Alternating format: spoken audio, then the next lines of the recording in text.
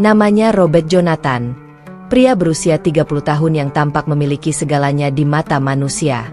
Ia bekerja sebagai kepala bagian administrasi di sebuah perusahaan swasta besar di Jakarta. Gajinya tinggi, penampilannya rapi, dan mobil yang dikendarainya setiap pagi selalu berkilau. Namun di balik kemeja mahal dan senyum sopannya, Robert menyimpan kekosongan yang tak bisa ia jelaskan dengan kata-kata.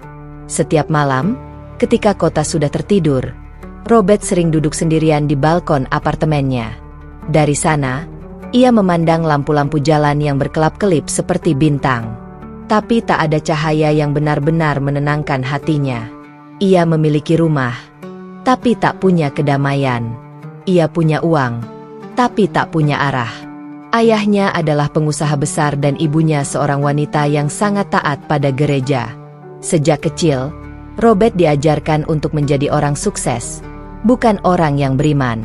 Ibadah baginya hanyalah rutinitas yang dilakukan agar tampak baik di mata keluarga. Tapi entah mengapa, setiap kali berdoa di gereja, hatinya justru terasa hampa. Ia merasa seolah berbicara sendirian. Hingga suatu hari, Allah mempertemukannya dengan seseorang yang mengubah segalanya. Fadil, rekan kerja baru di kantornya. Fadil berbeda dengan karyawan lain. Ia selalu ramah, tak pernah marah meski ditekan atasan, dan sering terlihat berwudu di toilet kantor menjelang waktu zuhur. Saat waktu salat tiba, ia akan menutup laptopnya, tersenyum, lalu pamit dengan lembut. "Saya izin salat dulu ya, Mas Robert."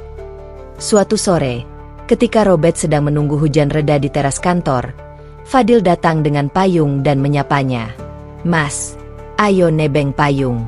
Hujannya lama ini," katanya sambil tersenyum. Di perjalanan menuju halte, mereka berbincang ringan. Tapi yang membuat Robert terkejut, bukan soal percakapan mereka, melainkan ketenangan di wajah Fadil. "Mas Fadil, kok kamu bisa setenang itu ya? Di kantor semua stres karena kerjaan, tapi kamu kayak nggak pernah marah," tanya Robert penasaran. Fadil hanya tertawa kecil. "Saya juga manusia, Mas. Tapi kalau hati dekat sama Allah, semua beban jadi ringan." Kata-kata itu sederhana, tapi menancap dalam hati Robert. Malam itu, ia tak bisa tidur. Ia memikirkan kalimat Fadil berulang-ulang, seolah itu jawaban yang selama ini ia cari. Beberapa hari kemudian, Robert melihat Fadil sedang membaca buku kecil di ruang istirahat. Ia mendekat dengan sopan. "Itu buku apa, Mas?" tanyanya. "Terjemahan Al-Quran," jawab Fadil. "Saya lagi baca ayat yang artinya, ketahuilah bahwa dengan mengingat Allah, hati menjadi tenang." Kalimat itu membuat dada Robert bergetar. Ia merasa seperti baru menemukan sesuatu yang selama ini hilang. Ia tak tahu kenapa, tapi dadanya tiba-tiba hangat. Ada rasa damai yang menetes perlahan di dalam hatinya. Sejak hari itu, Robert sering memperhatikan Fadil diam-diam. Ia kagum melihat bagaimana sahabatnya itu bisa tetap sabar saat dimarahi bos, atau tersenyum ketika orang lain berbuat kasar padanya. Ia juga memperhatikan kebiasaan Fadil yang selalu menunduk setiap kali lewat di depan wanita, dan mengucapkan salam penuh hormat kepada satpam atau petugas kebersihan. Semakin lama, Robert semakin penasaran dengan ajaran yang membuat seseorang bisa sebaik itu. Maka suatu malam, ia memberanikan diri bertanya langsung. "Mas Fadil, bolehkah saya tahu tentang Islam? Saya cuma ingin tahu, tidak lebih." Fadil tidak kaget. Ia tersenyum hangat, lalu berkata, "Tentu boleh. Tapi Mas Robert, jangan percaya pada saya. Bacalah sendiri, rasakan dengan hati. Islam bukan sekadar agama, tapi jalan untuk mengenal Tuhan yang sebenar-benarnya." Beberapa hari kemudian, Fadil memberinya buku tipis berjudul Islam dan Kedamaian Jiwa. Robert membacanya diam-diam di kamar. Setiap paragraf seolah menampar kesombongannya. Ia membaca kisah orang-orang yang menemukan Tuhan dalam kesederhanaan, bukan dalam kemewahan. Ia menangis tanpa sadar, karena merasa betapa selama ini hidupnya jauh dari makna. Sejak malam itu, Robert mulai belajar wudhu dari video di internet. Ia mencoba menirukan gerakan salat, walau masih kaku dan salah. Tapi setiap kali ia bersujud, ada rasa yang sulit dijelaskan, rasa lega, seolah seluruh beban hidupnya luruh bersama air mata. Ia mulai ikut Fadil ke musola kantor saat waktu zuhur. Awalnya hanya duduk di pojok dan mengamati. Namun lama-kelamaan, ia ikut berdiri, meniru gerakan salat dengan hati yang bergetar. Setelah salat, ia merasa lebih damai dari sebelumnya. Hari-hari Robert kini berbeda.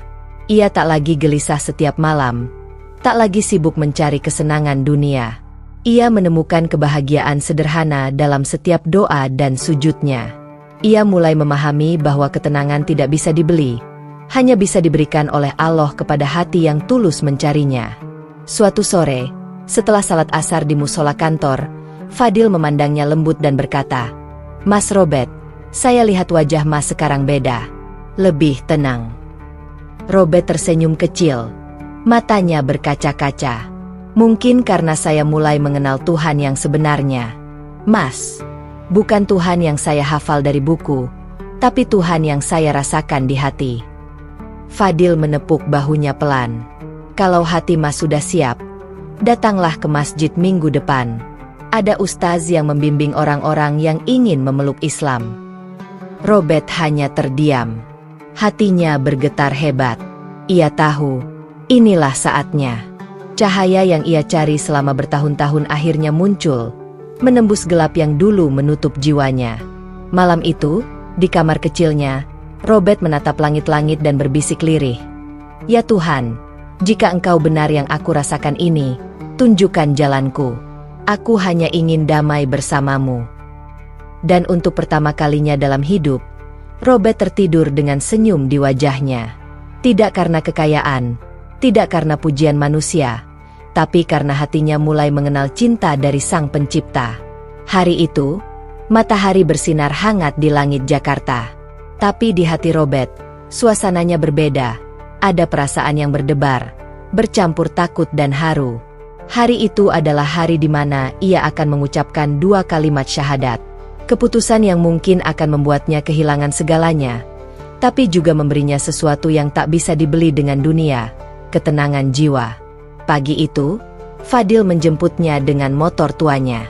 Mereka menuju sebuah masjid sederhana di pinggiran kota. Di sepanjang perjalanan, Robert diam. Angin berhembus lembut di wajahnya, membawa aroma jalanan dan dedaunan basah. Di dalam hati, ia terus mengulang doa, "Tuhan, jika ini jalan MU, kuatkan aku." Setibanya di masjid, imam dan beberapa jamaah sudah menunggu. Mereka menyambut Robert dengan senyum hangat. Tidak ada tekanan, tidak ada paksaan. Hanya suasana damai yang membuat hatinya semakin mantap. Imam itu menatapnya lembut, lalu berkata, "Nak, sebelum engkau bersyahadat, tanyakan pada dirimu, apakah ini keputusan yang benar-benar lahir dari hatimu?" Robert mengangguk pelan, air matanya menetes. "Saya sudah lama mencari Tuhan, Pak. Dan hari ini, saya menemukannya." Dengan suara bergetar, ia mengikuti ucapan sang imam. "Asyhadu alla ilaha illallah, wa asyhadu anna Muhammadan Rasulullah." Begitu kalimat itu selesai, Robert menutup wajah dengan kedua tangannya. Tangisnya pecah. Rasanya seperti beban bertahun-tahun yang menindih dadanya tiba-tiba diangkat. Ia merasa ringan, seolah lahir kembali. Para jamaah menyalaminya satu persatu, mendoakan agar Allah menjaga langkah barunya. Hari itu menjadi hari paling bahagia dalam hidupnya. Namun, ia tahu, kebahagiaan itu akan diuji. Beberapa hari setelah itu, kabar tentang keislamannya sampai ke telinga keluarganya. Awalnya dari teman lama yang tak sengaja melihatnya keluar dari masjid. Dalam hitungan jam, kabar itu sampai ke rumah besar keluarganya di kawasan elit. Ayahnya, Tuan Jonathan, meledak dalam amarah. Apa? Anak saya masuk Islam. Malu besar keluarga kita. Malu. Ibunya menangis, memohon agar Robert kembali. Nak, kamu kenapa? Apa yang mereka lakukan padamu? Robert mencoba menjelaskan dengan tenang. Ia duduk di ruang tamu, berhadapan dengan orang tuanya yang masih syok. Papa, Mama, tidak ada yang memaksa saya. Saya hanya ingin tenang. Saya menemukan kedamaian dalam Islam. Saya tetap anak Papa. Saya tetap sayang Mama. Tapi kata-kata itu justru membuat ayahnya semakin marah. Berhenti bicara omong kosong. Kamu telah mengkhianati keluarga dan kepercayaan kita. Kalau kamu tetap seperti ini, keluar dari rumah ini. Robert terdiam. Ia menatap wajah ayahnya lama, mencoba menahan air mata yang sudah hampir tumpah. Baik, Pak. Kalau ini kehendak Papa, saya pergi. Tapi izinkan saya berpamitan dengan hormat. Ibunya berlari memeluknya, menangis tersedu-sedu. Nak, jangan pergi. Kamu tidak akan bisa hidup tanpa keluarga. Bagaimana kalau kamu menyesal nanti? Robert mencium tangan ibunya dengan lembut. Mama, jangan sedih. Saya tidak menyesal. Saya justru baru tahu bagaimana rasanya hidup dengan Tuhan di sisi saya. Ia meninggalkan rumah itu dengan langkah berat, tanpa membawa harta apapun, hanya baju di badan, sajadah lusuh dari Fadil, dan keyakinan yang menguatkan. Hari-hari setelah itu bukanlah perjalanan mudah. Robert kehilangan pekerjaan karena perusahaannya dimiliki oleh keluarga yang sama keyakinannya dengan ayahnya. Rekan-rekan lama menjauh. Beberapa bahkan mencibirnya di media sosial, menuduh ia masuk Islam karena terpesona oleh teman kerjanya. Namun, Robert tak pernah marah. Ia menjawab setiap hinaan dengan senyum dan doa. Dalam hati, ia berkata, "Jika ujian ini datang dari MU, berarti engkau sedang membersihkan jiwaku." Fadil menjadi satu-satunya orang yang tetap di sisinya. Ia membantu mencarikan tempat kos sederhana, memberi makanan seadanya, dan terus menguatkan imannya. Mas Robert, kata Fadil suatu malam, dulu Nabi Muhammad pun diusir oleh kaumnya karena kebenaran.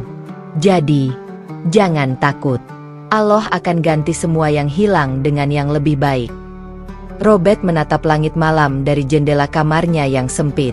Suara adzan Isya terdengar dari kejauhan, menembus keheningan. Ia tersenyum, lalu berbisik pelan, "Terima kasih, ya Allah.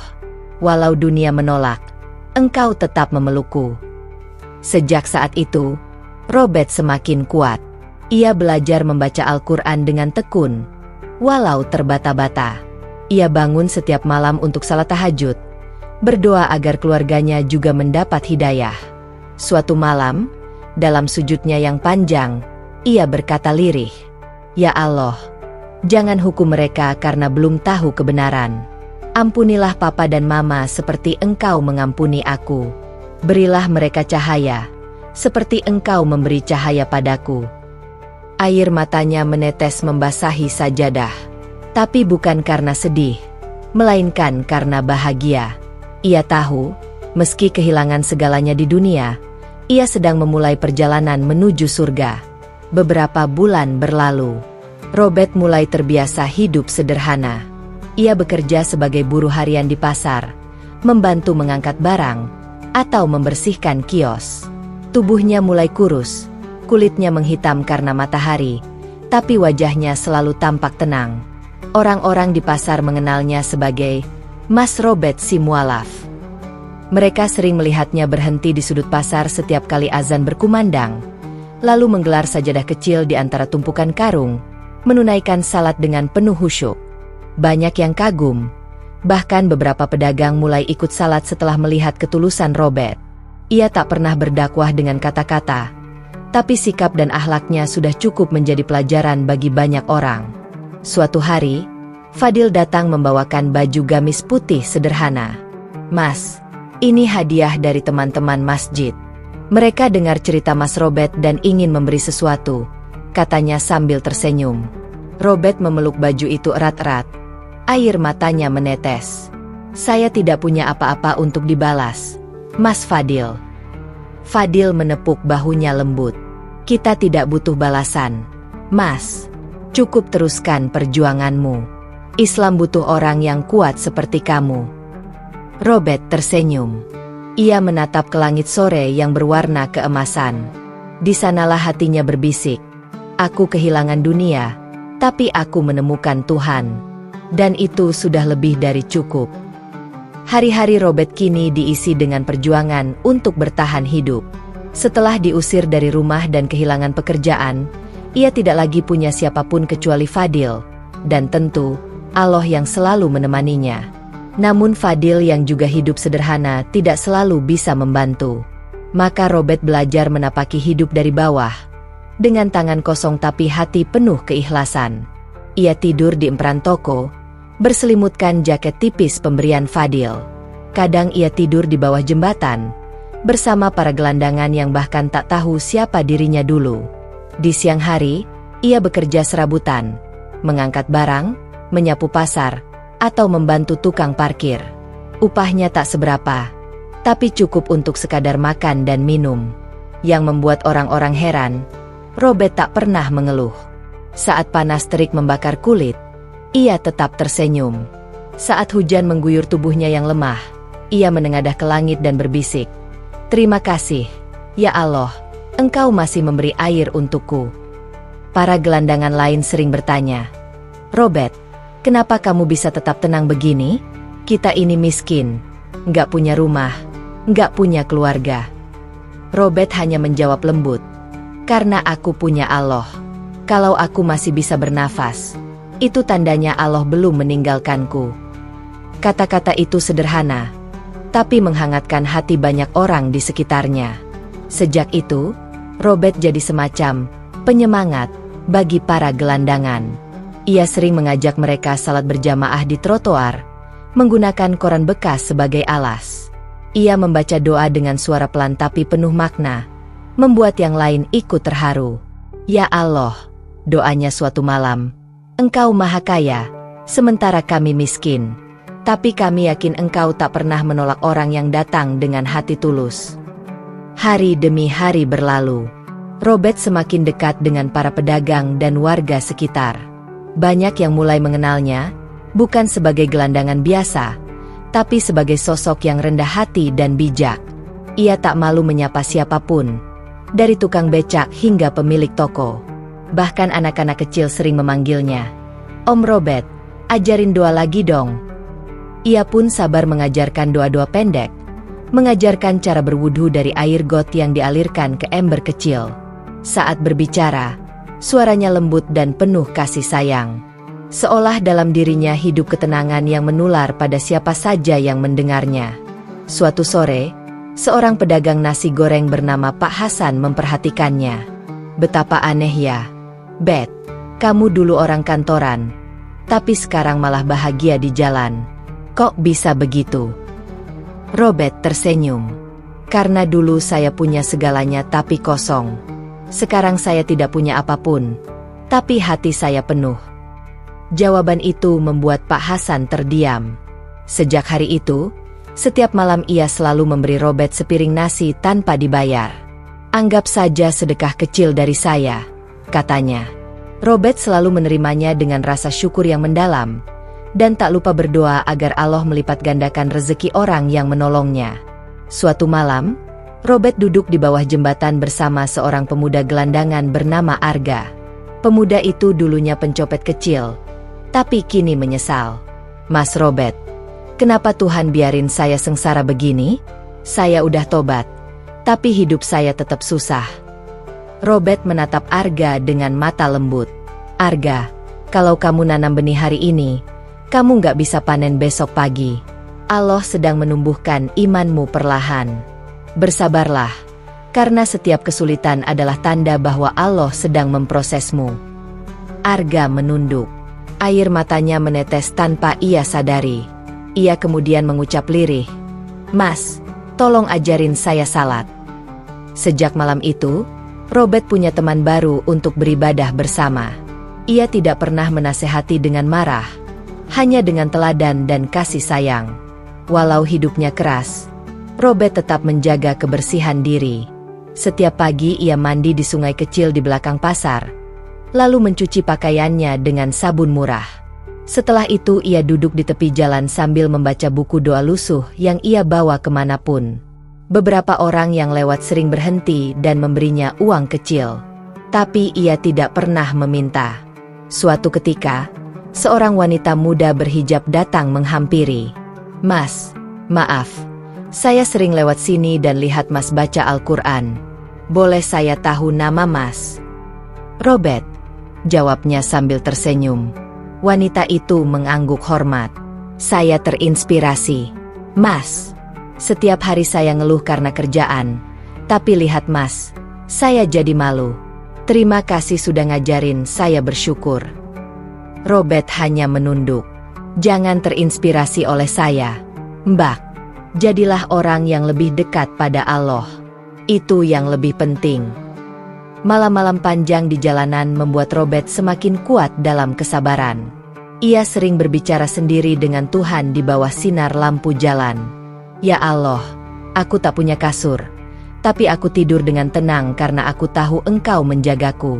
Aku tak punya keluarga, tapi aku merasa dicintai karena Engkau masih memberiku iman." Suatu malam yang dingin, hujan turun deras. Robert berteduh di emperan toko. Tubuhnya menggigil, tapi ia tetap berzikir, mengulang nama Allah dalam setiap hembusan napas. Di sampingnya, seorang gelandangan tua rebahan, menggigil lebih hebat. Robert melepas jaket satu-satunya dan menutup tubuh orang itu. "Mas, nanti kamu kedinginan," kata lelaki tua itu pelan. Robert tersenyum. "Biarkan aku yang kedinginan. Mungkin aku lebih kuat dari Bapak." Ketika pagi tiba, lelaki tua itu masih tidur nyenyak, sedangkan Robert duduk bersandar di dinding, menatap langit yang mulai terang. Ia merasa bahagia, bukan karena memiliki sesuatu, tapi karena bisa memberi sesuatu. Suatu siang, Fadil datang mencarinya. Ia terkejut melihat sahabatnya kini begitu kurus dan berkulit gelap, namun matanya memancarkan ketenangan luar biasa. "Mas Robert," katanya dengan suara bergetar, "kamu nggak capek hidup begini?" Robert tersenyum kecil. "Capek, Mas. Tapi setiap kali aku mau menyerah, aku ingat satu hal. Allah tidak pernah menjanjikan hidup tanpa ujian, tapi Dia berjanji akan selalu bersama orang yang sabar." Fadil memeluknya erat, tak mampu berkata apa-apa. Di pelukannya, Robert menepuk punggung sahabatnya pelan. "Tenang saja, Mas Fadil. Aku mungkin miskin di mata manusia, tapi aku kaya di sisi Allah." Hari-hari Robert mungkin terlihat berat bagi manusia, tapi justru disitulah ia menemukan kebahagiaan yang sesungguhnya. Ia bukan lagi Robert yang dulu, bukan pria kantoran dengan jas rapi dan mobil mewah. Ia kini hanyalah hamba Allah yang sederhana, yang belajar tersenyum dalam setiap penderitaan. Di wajahnya yang penuh lelah, orang-orang bisa melihat cerminan ketulusan. Di langkahnya yang perlahan, mereka menemukan arti sabar. Dan di kehidupannya yang keras, mereka belajar bahwa kebahagiaan sejati tidak datang dari kemewahan, tapi dari hati yang selalu mengingat Tuhan. Malam itu, hujan turun tanpa ampun. Langit seolah menumpahkan seluruh air yang tertahan berhari-hari. Di depan masjid kecil di pinggir kota, seorang pria bertubuh kurus duduk bersandar pada tembok, menggigil dalam dingin. Pria itu Robert. Bajunya basah kuyup, wajahnya pucat, dan tubuhnya lemah karena belum makan 2 hari. Tapi di tengah derasnya hujan, bibirnya tetap bergerak lirih, melantunkan ayat-ayat pendek yang baru ia hafal dari seorang ustaz di masjid itu. "Ya Allah, Engkau tahu aku tak punya siapa-siapa, tapi aku yakin, selama Engkau bersamaku, aku tidak sendirian," bisiknya pelan. Hujan terus mengguyur, namun Robert menolak masuk ke dalam masjid. Ia tak ingin mengganggu jamaah yang sedang beristirahat. Ia tahu tempatnya di luar, di emperan, bersama sandal-sandal jamaah dan bau tanah yang becek. Tapi meski tubuhnya kedinginan, hatinya justru hangat oleh keyakinan. Beberapa jamaah yang keluar melihat Robert terbungkus sarung basah. Mereka sempat merasa iba, tapi sebagian masih ragu mendekat. "Dia itu gelandangan baru," katanya mualaf. Bisik salah satu dari mereka. "Ya, kasihan juga. Tapi kalau dikasih tempat tidur nanti jamaah lain keberatan," sahut yang lain. Tak ada yang benar-benar tahu bagaimana kerasnya ujian yang Robert lalui. Dulu, ia terbiasa tidur di kasur empuk dan makan di meja panjang bersama keluarga. Sekarang, nasi bungkus dari dermawan saja adalah rezeki besar baginya. Namun, anehnya, tak ada rasa benci di hatinya. Ia hanya merasa semua ini bagian dari perjalanan menuju Allah. Pagi harinya, hujan reda. Seorang pria tua bernama Pak Rashid, marbot masjid itu, menghampiri Robert. "Assalamualaikum. Nak, kau belum pulang juga dari tadi malam?" tanyanya lembut. Robert tersenyum lemah. "Waalaikumsalam. Pak, maaf, saya tidak punya tempat lain. Saya tidak ingin merepotkan siapapun." Pak Rashid menatap pemuda itu lama. Ada sesuatu di matanya, rasa iba bercampur kagum. "Kau mualaf?" "Ya, dulu saya dengar dari Ustaz Hasan," katanya. Robert mengangguk pelan. "Iya, Pak. Saya masih belajar. Banyak yang saya belum tahu." Pak Rashid tersenyum kecil. "Belajar itu memang seumur hidup, Nak. Tapi yang penting hatimu lurus. Kalau kau mau, bantu saya bersihkan halaman masjid. Nanti kita makan bersama." Mata Robert berbinar. Tawaran sekecil itu baginya terasa seperti hadiah besar. Sejak hari itu, ia mulai membantu Pak Rashid setiap pagi, menyapu halaman, mengepel teras, dan mengisi air wudhu. Ia tak pernah mengeluh, meski kadang perutnya kosong sejak pagi. Setiap kali merasa lemah, ia menatap langit dan berkata dalam hati, "Ini jalan yang kupilih, dan aku tak akan menyesal." Namun ujian belum berhenti di situ. Suatu sore, saat Robert sedang duduk di tangga masjid, sekelompok anak muda lewat dan menertawakannya. Itu kan si Robert. Dulu anak orang kaya, sekarang jadi pemulung." Salah satu dari mereka berteriak sambil tertawa. Yang lain menimpali, "Makanya jangan sok suci. Jadi mualaf malah hidup sengsara." Robert hanya diam. Ia menunduk, menahan perih di dadanya. Bukan karena hinaan itu, tapi karena ia tahu, dulu mungkin ia juga akan bersikap seperti mereka, mengejek tanpa memahami. Ia hanya tersenyum kecil dan berkata dalam hati, "Ya Allah, ampunilah mereka. Mereka belum tahu rasanya menemukan Engkau setelah kehilangan dunia." Beberapa jamaah yang melihat kejadian itu ikut menegur anak-anak muda itu. Namun Robert sendiri menenangkan mereka. "Biarkan saja, Pak. Saya tidak marah. Mungkin ini cara Allah menguji sabar saya," ujarnya lembut. Waktu berlalu. Hari berganti minggu. Robert mulai dikenal di sekitar masjid. Meski hidupnya sederhana, sikapnya yang sabar dan rendah hati membuat orang-orang perlahan menghormatinya. Ia sering membantu warga tanpa pamrih, seperti mengangkat air, membersihkan selokan, atau mengantar anak-anak ke TPQ.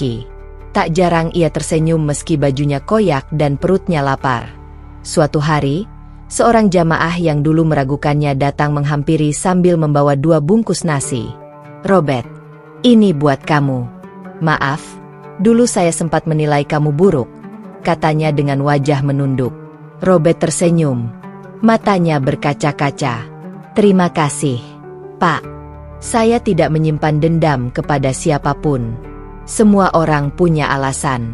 Saya justru bersyukur karena masih ada yang peduli." Sore itu, ia makan nasi bungkus di teras masjid sambil menatap langit senja.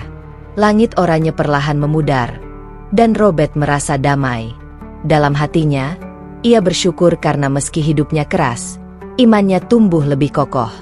Beberapa bulan kemudian, Robert makin sering membantu kegiatan masjid.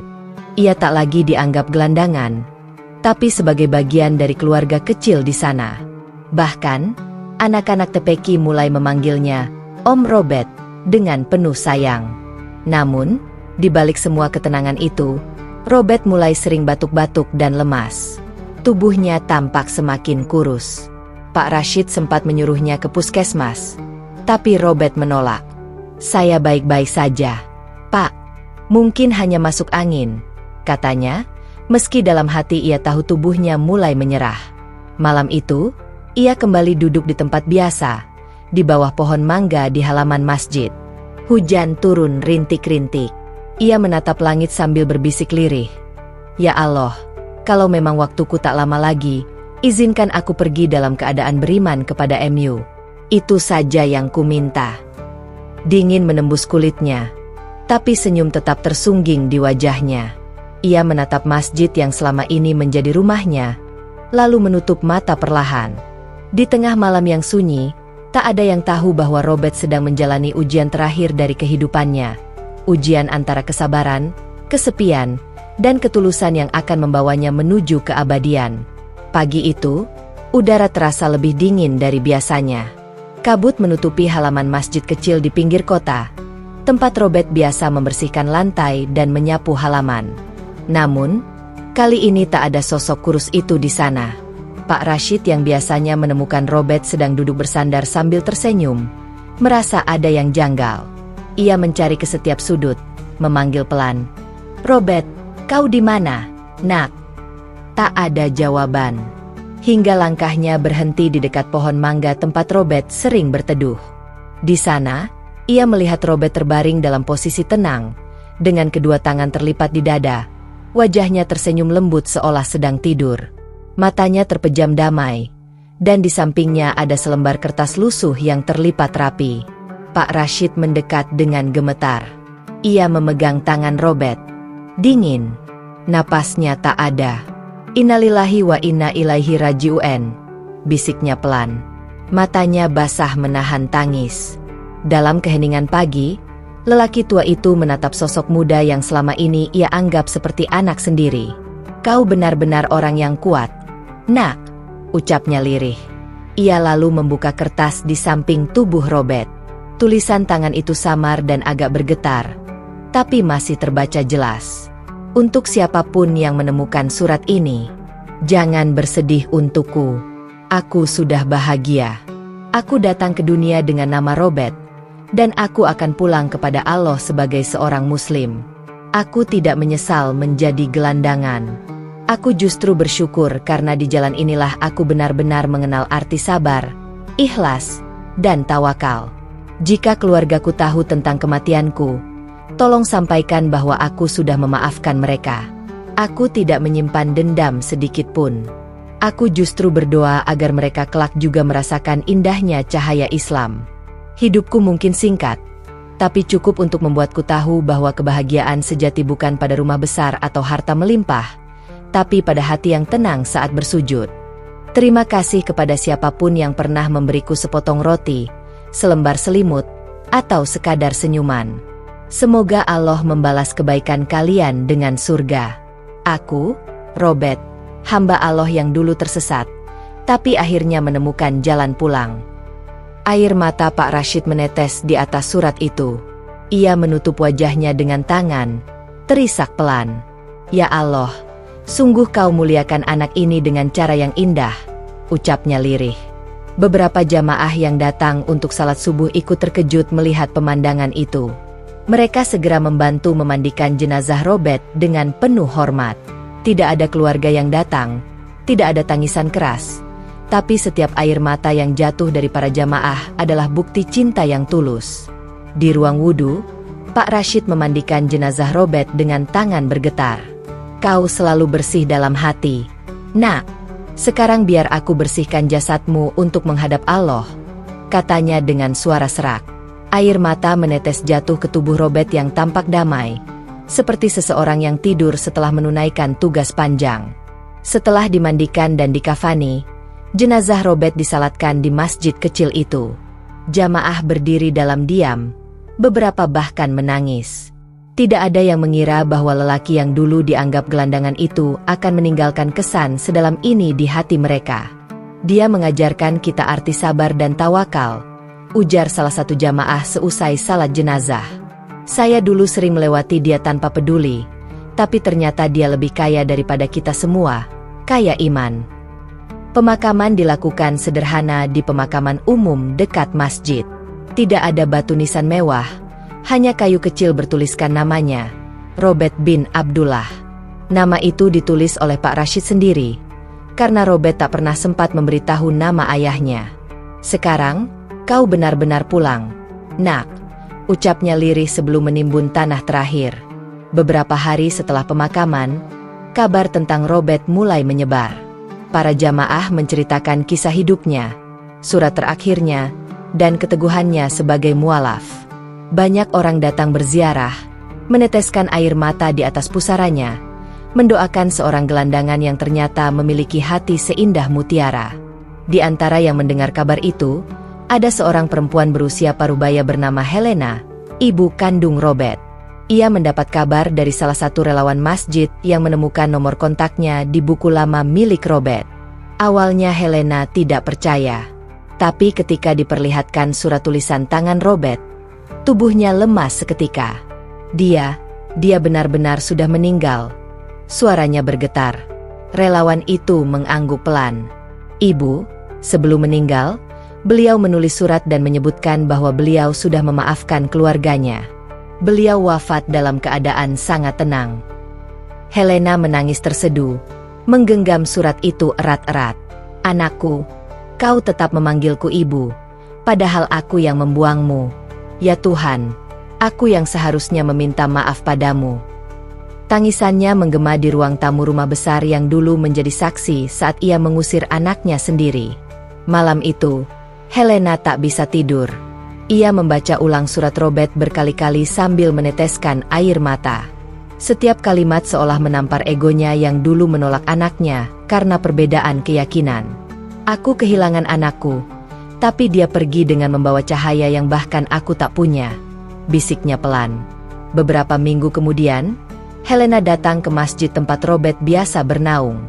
Ia berdiri lama di depan kuburan sederhana itu, menatap nisan kayu kecil yang mulai kusam. Maafkan ibu, nak, katanya dengan suara serak. Ibu sudah terlalu buta oleh kebanggaan dunia. Tapi sekarang, ibu ingin mengenal apa yang membuatmu setegar itu. Di belakangnya, Pak Rashid menghampiri. Ia tahu siapa perempuan itu dari raut wajahnya. Ibu Helena, Robert selalu mendoakan Anda. Dia ingin ibu mendapatkan ketenangan yang sama seperti dirinya, ujar Pak Rashid lembut. Helena menangis lagi, tapi kali ini air matanya bukan hanya karena sedih. Ada kehangatan dan penyesalan yang membawa cahaya baru di hatinya. Hari itu menjadi titik awal perubahannya. Ia mulai sering datang ke masjid, mendengar kajian, dan belajar membaca Al-Quran. Semua berawal dari anaknya yang dulu ia tolak. Robert mungkin telah pergi, tapi kisah hidupnya terus hidup dalam hati orang-orang yang mengenalnya. Ia datang ke dunia sebagai anak kaya, jatuh menjadi gelandangan, lalu pergi sebagai hamba Allah yang mulia. Keikhlasan dan keteguhan imannya telah menjadi warisan yang tak ternilai, sebuah bukti bahwa kemuliaan sejati tidak terletak pada status atau harta, tetapi pada hati yang selalu tunduk kepada Sang Pencipta. Dan setiap kali hujan turun di halaman masjid itu, Pak Rashid sering menatap ke arah pohon mangga tempat Robert dulu sering duduk, sambil berbisik, "Engkau sudah damai sekarang, nak, tapi kisahmu akan terus menginspirasi mereka yang sedang kehilangan arah." 40 hari sudah berlalu sejak kepergian Robert. Namun kisah tentangnya belum juga pudar dari hati warga sekitar masjid kecil di pinggir kota itu. Orang-orang masih sering menziarahi makamnya. Ada yang datang sekadar berdoa, ada yang hanya ingin merasakan kedamaian di tempat di mana seorang mualaf sederhana telah dimuliakan oleh Allah. Namun di sisi lain, jauh di rumah besar yang dulu ditinggali Robert, keluarganya masih diliputi rasa bersalah dan penyesalan yang tak kunjung hilang. Helena, ibunya, semakin kurus. Ia sering termenung di kamar, memandangi foto Robert saat kecil. "Andai waktu bisa diputar kembali, aku takkan pernah mengusirmu, nak," bisiknya lirih setiap malam. Suatu sore, 2 orang petugas datang ke rumah itu membawa kabar mengejutkan. "Bu Helena," kata salah satu petugas, Kami perlu izin untuk melakukan pemeriksaan terhadap makam almarhum Robert. Ada laporan kemungkinan kematian tidak wajar. Kami harus memastikan penyebab pastinya." Helena terdiam. Dadanya sesak. Ia tidak tahu harus menolak atau mengizinkan. Akhirnya, dengan suara gemetar ia menjawab, "Kalau itu prosedur hukum, lakukanlah. Tapi tolong, perlakukan jasad anak saya dengan hormat." Hari itu pun ditetapkan. Warga sekitar masjid ikut kaget ketika mendengar makam Robert akan dibongkar untuk otopsi. "Innalillahi, tapi kenapa harus diganggu lagi?" ujar Pak Rashid sedih. Namun ia tetap hadir di lokasi, berdiri di antara jamaah yang datang menyaksikan. Langit mendung. Angin berhembus pelan ketika petugas mulai menggali tanah di pusara Robert. Suara sekop menembus keheningan sore itu. Helena berdiri agak jauh, menutup wajah dengan kerudung. Ia gemetar menyaksikan tanah demi tanah diangkat. Air matanya terus jatuh, sementara Pak Rashid berdiri di sebelahnya, menenangkan dengan lembut. "Sabar, Bu. Allah pasti punya maksud di balik semua ini." Beberapa menit kemudian, sekop petugas menyentuh sesuatu. "Kami sudah sampai," kata salah satu dari mereka. Warga menahan napas. Perlahan, tanah disingkirkan hingga kafan putih mulai terlihat. Namun sesuatu yang luar biasa terjadi. Kafan itu tampak bersih, tidak rusak, tidak berbau, seolah baru dikafani kemarin. Dan saat salah satu petugas membuka sedikit kain di bagian wajah untuk memastikan kondisi jenazah, semua orang terpana. Jasad Robert utuh, tidak membusuk sama sekali. Kulitnya masih seperti semasa hidup. Wajahnya tampak damai, tersenyum lembut seolah sedang tidur. Aroma harum samar keluar dari liang lahat itu, menebar ke udara. Beberapa orang bahkan spontan menangis. "Allahu Akbar," lirih Pak Rashid dengan mata berkaca-kaca. Ia langsung sujud di tanah. Air matanya membasahi debu. "Ya Allah, Engkau benar-benar memuliakan hamba MU yang sabar ini." Helena terpaku. Tubuhnya bergetar hebat. Lalu ia jatuh berlutut sambil menahan isak. Itu anak saya," katanya dengan suara patah. Ia tak bisa menahan tangisnya lagi. Ia merangkak mendekat, memandangi wajah anak yang dulu ia usir tanpa ampun. "Robert, maafkan ibu, Nak." Tangisnya pecah. Ibu baru sadar. Ibu yang dulu angkuh. Tapi kau justru pergi dengan wajah setenang malaikat.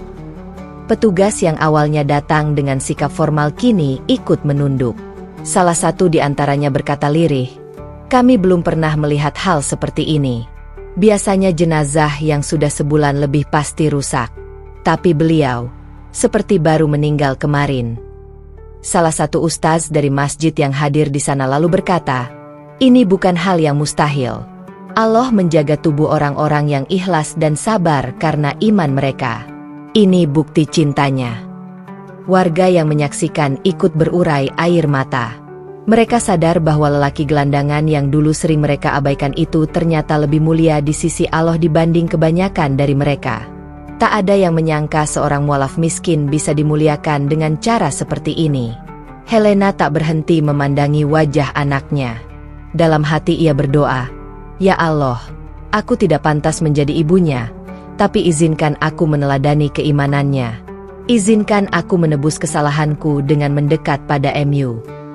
Setelah pemeriksaan selesai, petugas menutup kembali liang lahat itu dengan penuh kehati-hatian. Tidak ada yang berani mengucapkan apapun. Semua hanya larut dalam haru dan takjub. Ketika tanah terakhir ditabur, Helena menatap nisan kayu itu lama sekali, lalu berbisik, "Kau telah menunjukkan jalan kepada ibu, Nak. Kini, ibu akan menapaki jalan yang sama." Sejak kejadian itu, kehidupan keluarga Robert berubah total. Helena mulai rutin datang ke masjid tempat Robert dulu beribadah. Awalnya ia hanya duduk diam di pojok, memperhatikan jamaah. Tapi lama-lama, ia mulai ikut belajar mengaji bersama ibu-ibu lainnya. Warga menyambutnya dengan tangan terbuka. "Alhamdulillah, Bu Helena sekarang rajin sekali," kata Pak Rashid suatu hari. Helena hanya tersenyum dan menjawab, "Semua berkat doa anak saya. Ia sudah mengajari saya bahkan setelah tiada." Helena kemudian memutuskan untuk memeluk Islam secara resmi. Ia mengambil nama baru, Halimah binti Abdullah. Air matanya mengalir deras saat mengucap 2 kalimat syahadat.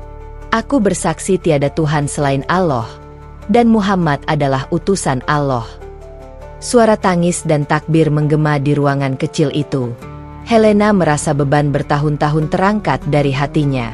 Ia teringat wajah Robert yang tersenyum di dalam kubur. "Kau benar, Nak. Islam memang membuat hati tenang," ucapnya dalam hati. Sejak hari itu, ia bertekad menggunakan sisa hidupnya untuk membantu sesama. Ia membuka dapur kecil di dekat masjid, memberi makan para tunawisma dan mualaf miskin. Di dinding dapur itu, ia menempelkan foto Robert dengan tulisan sederhana, "Dari seorang anak yang pernah tidur di jalan, untuk semua hamba Allah yang mencari cahaya." Orang-orang yang datang selalu terharu membaca tulisan itu. Banyak dari mereka yang dulunya sombong kini mulai belajar rendah hati. Kisah Robert menyebar ke berbagai daerah. Beberapa media lokal bahkan menulis tentang keajaiban jasad yang utuh itu, tapi Helena menolak ketenaran. "Ini bukan tentang keajaiban tubuhnya," katanya lembut kepada wartawan. "Ini tentang keajaiban hati yang ikhlas mencintai Tuhannya." Waktu terus berjalan, tapi makam Robert tetap ramai diziarahi. Di bawah pohon mangga tempat ia dulu duduk, sering terlihat anak-anak mengaji sore hari. Helena duduk di sana hampir setiap hari, mengajari mereka membaca Al-Fatihah sambil tersenyum. Matahari senja menyorot lembut wajahnya. Ia menatap langit dan berbisik, "Terima kasih, Robert. Kau telah mengorbankan segalanya agar ibu menemukan Tuhan. Kini, setiap sujudku adalah doa untukmu." Dan dari balik awan yang berwarna keemasan, seolah ada cahaya yang tersenyum kembali padanya. Cahaya yang dulu dikenal sebagai Robert, sang mualaf yang dihinakan dunia, tapi dimuliakan oleh Allah. Sejak kabar tentang jasad Robert yang tetap utuh tersebar, masjid kecil tempat ia dulu menumpang tidur kini tak pernah sepi. Orang-orang datang dari berbagai kota. Ada yang ingin berziarah, ada yang ingin berdoa, dan ada pula yang hanya ingin mendengar kisah hidup Robert secara langsung dari Pak Rashid atau Bu Halimah, nama baru ibunya setelah menjadi mualaf. Bagi warga sekitar, kisah Robert bukan lagi sekadar cerita sedih seorang gelandangan. Ia telah menjadi simbol keteguhan iman, lambang bahwa ketulusan hati mampu mengalahkan hinaan dunia. "Anak itu mati miskin, tapi hatinya kaya," kata seorang jamaah kepada anaknya saat berziarah. "Kau lihat, Nak, Allah tak menilai baju seseorang, tapi isi hatinya." Masjid itu kemudian dijuluki masyarakat sebagai Masjid Cahaya Robert. Setiap dindingnya kini dipenuhi dengan aktivitas. Anak-anak mengaji, para remaja ikut kegiatan sosial, dan warga saling berlomba berbuat kebaikan. Tidak ada lagi cibiran terhadap para mualaf atau gelandangan. Semua orang diperlakukan dengan kasih. Pak Rashid, yang dulu menjadi teman terdekat Robert, kini menjadi pembimbing bagi banyak mualaf baru. Ia sering berkata dalam pengajian, "Kita semua pernah jatuh seperti Robert, tapi tidak semua dari kita bisa bangkit seikhlas dia." Kata-kata itu selalu membuat jamaah menunduk haru. Sementara itu, Bu Halimah menjalani hari-harinya dengan damai. Ia membuka dapur sedekah Robert, sebuah tempat sederhana di samping masjid. Setiap pagi, asap dari tungku kecilnya mengepul, menandakan ada makanan gratis bagi siapapun yang lapar. Tak peduli apa agama mereka, semua diterima dengan senyuman. "Silakan makan, Nak," ucap Bu Halimah pada seorang pemuda kurus yang datang dengan malu-malu. "Anakku dulu juga sering lapar di jalan." Ia pasti bahagia melihat ibu bisa memberi makan orang lain sekarang. Pemuda itu menatapnya, lalu menunduk. "Terima kasih, Bu. Saya juga mualaf. Saya sering ditolak keluarga, tapi melihat ibu, saya jadi kuat lagi." Mendengar itu, Bu Halimah meneteskan air mata. Ia memeluk pemuda itu lembut. "Jangan takut, Nak. Kau punya keluarga di sini. Di sisi Allah, kita semua bersaudara. Setiap hari, semakin banyak mualaf datang mencari tempat berlindung. Masjid itu kini punya ruang kecil khusus untuk menampung mereka sementara waktu. Dana berasal dari sumbangan para jamaah yang tersentuh oleh kisah Robert. Tidak ada yang memaksa. Semua datang dengan kesadaran bahwa kebaikan Robert harus diteruskan. Suatu hari, datang seorang wartawan muda dari Jakarta. Ia ingin menulis kisah Robert lebih mendalam untuk diterbitkan di majalah nasional. Ia mewawancarai Bu Halimah di dapur kecilnya. "Bu, apa yang paling ibu pelajari dari kepergian anak ibu?" tanyanya lembut. Bu Halimah menatap panci yang sedang ia aduk. "Dulu saya pikir cinta itu hanya berarti memberi kenyamanan. Tapi anak saya mengajarkan bahwa cinta sejati adalah ketika kita rela kehilangan segalanya demi kebenaran." Ia menatap wartawan itu dan melanjutkan, "Saya kehilangan anak saya di dunia, tapi saya yakin akan bertemu dengannya di surga. Dan setiap hari saya berusaha menyiapkan diri untuk itu." Wartawan itu terdiam lama. Di matanya tampak air yang menahan jatuh. Ia menulis kisah itu dengan hati bergetar. Dan beberapa minggu kemudian, artikel berjudul "Cahaya dari Kubur Seorang Mualaf" pun diterbitkan di berbagai media. Tulisan itu menjadi viral.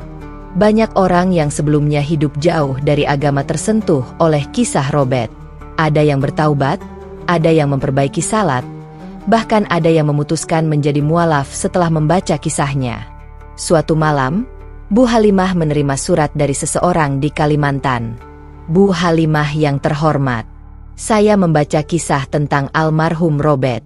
Saya adalah seorang pemuda non-muslim yang selama ini membenci Islam karena trauma masa lalu. Tapi setelah membaca kisah Robert, saya menangis. Saya sadar, agama ini mengajarkan kasih yang murni.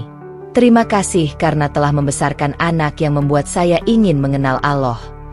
Surat itu membuat Bu Halimah menangis selama malam itu. Ia menatap langit dan berbisik, "Nak, bahkan setelah meninggal, kau masih berdakwah. Allah benar-benar menjadikan hidupmu berkah yang panjang." Keesokan harinya, masjid kembali ramai. Ustaz Hasan, guru yang dulu mengajarkan Robert membaca Al-Fatihah, datang memimpin pengajian. Ia menatap para jamaah dan berkata, "Dulu Robert datang padaku dengan pakaian lusuh. Tapi ia membawa hati yang bersih." Ia berkata, "Ustaz, saya ingin belajar, tapi saya tidak punya uang. Dan sekarang, lihatlah, dari ketulusannya, berapa banyak orang yang mendapat hidayah." Suasana masjid mendadak hening. Banyak yang menunduk sambil menyeka air mata. Tak sedikit dari mereka yang dulu acuh kini merasa tertampar oleh perjalanan Robert. Salah satu anak kecil, murid Tepeki, mengangkat tangan dan berkata polos, "Ustaz, kalau saya besar nanti, saya mau jadi kayak Om Robert. Saya mau bantu orang miskin." Semua jamaah tersenyum haru. "Amin, Nak," jawab Ustaz Hasan dengan suara bergetar. "Semoga kau bisa melanjutkan perjuangan Om Robert." Sore itu, setelah pengajian selesai, Bu Halimah berjalan ke makam anaknya.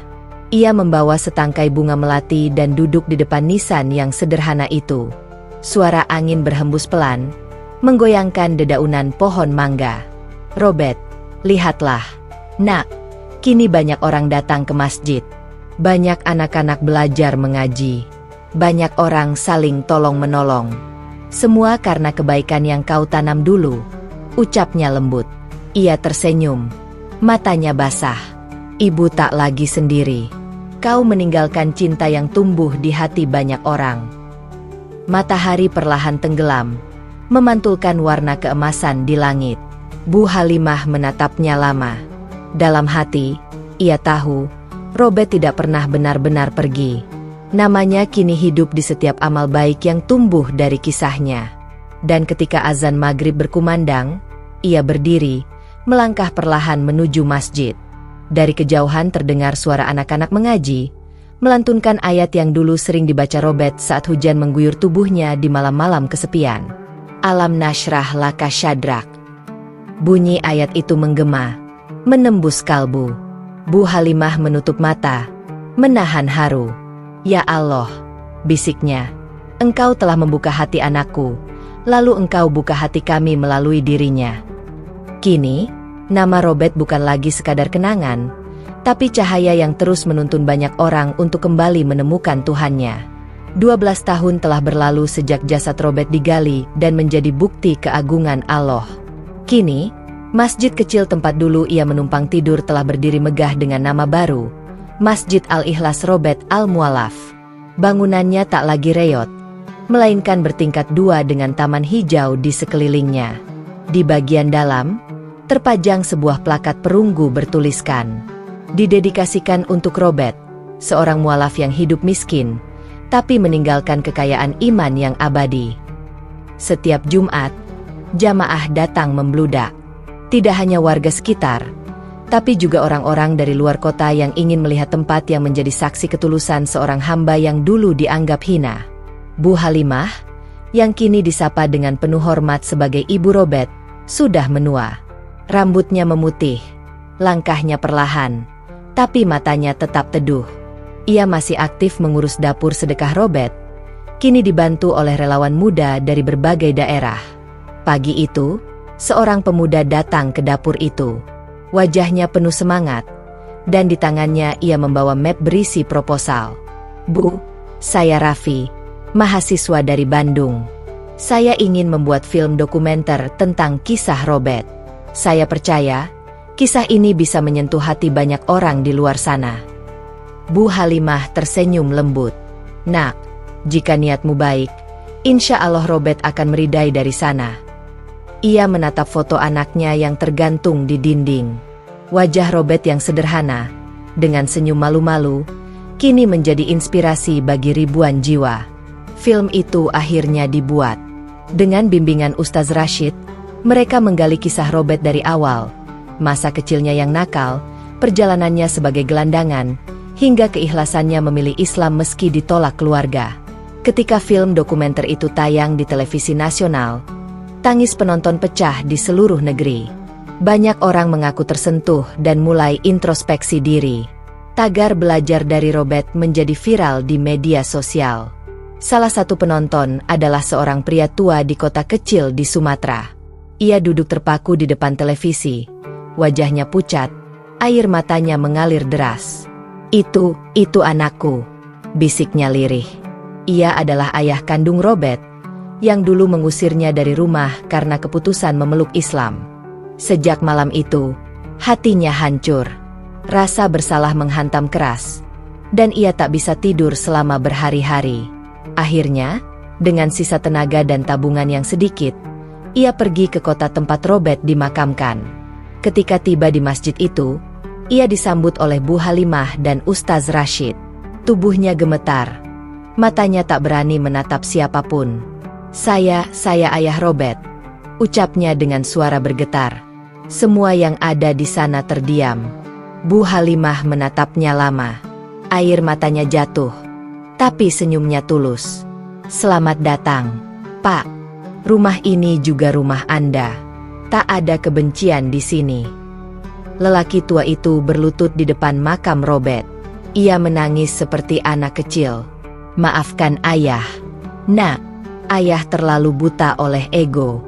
Ayah tak tahu bahwa kau sedang mencari Tuhan, bukan meninggalkan kami." Suasana makam hening, hanya suara angin yang berdesir lembut. Di bawah sinar matahari sore, lelaki tua itu kemudian berkata kepada Bu Halimah, "Saya ingin belajar tentang Islam, tentang Tuhan yang membuat anak saya setegar itu." Sejak hari itu, ia pun mulai belajar syahadat, dibimbing langsung oleh Ustaz Rashid. Dan pada suatu subuh, di hadapan jamaah masjid, ia mengucapkan dua kalimat yang menggetarkan hati semua yang hadir. "Asyhadu an la ilaha illallah, wa asyhadu anna Muhammadan Rasulullah." Tangis pecah di seluruh ruangan. Bu Halimah memeluknya erat sambil berbisik, "Kini kau dan aku sama, Pak. Kita akan bertemu Robert di surga nanti." Kabar tentang ayah Robert yang menjadi mualaf menyebar luas. Banyak media meliputnya sebagai penutup kisah yang menakjubkan. Dari seorang anak yang dibuang, menjadi guru kehidupan bagi banyak orang, bahkan membawa keluarganya kembali ke jalan iman. Waktu terus berjalan. Tahun demi tahun berlalu. Bu Halimah akhirnya dipanggil ke hadirat Allah dalam usia 78 tahun. Sebelum wafat, ia berpesan, "Jangan tangisi ibu. Jika kalian ingin mengenang Robert dan ibu, teruslah berbuat baik. Jadikan masjid ini rumah bagi siapapun yang tersesat dan ingin pulang." Jenazahnya dimakamkan tepat di samping makam Robert. Di batu nisannya tertulis sederhana, "Halimah binti Abdullah, ibu dari Robert, penerang hati bagi para mualaf." Setelah kepergian Bu Halimah, dapur sedekah Robert semakin berkembang. Banyak donatur datang membantu. Mereka membangun Yayasan Robert Al-Mualaf, yang fokus menolong orang-orang terlantar dan mualaf miskin di seluruh Indonesia. Kini, setiap Ramadan, ribuan paket makanan dibagikan dengan label kecil bertuliskan, "Dari tangan Robert yang dulu lapar, untuk mereka yang kini merasakan lapar." Tak ada yang menyangka, seorang gelandangan yang dulu tidur di emperan toko kini menjadi inspirasi nasional. Kisahnya diajarkan di sekolah-sekolah Islam, diputar di majelis taklim, dan bahkan menjadi bahan kajian dakwah di luar negeri. Ustaz Rashid, yang kini juga sudah sepuh, sering menutup ceramahnya dengan kata-kata, "Allah tidak melihat siapa kamu di dunia, tapi bagaimana kau berjuang mengenalnya." Robert mungkin miskin, tapi dia mengenal Allah lebih dalam dari banyak orang berilmu.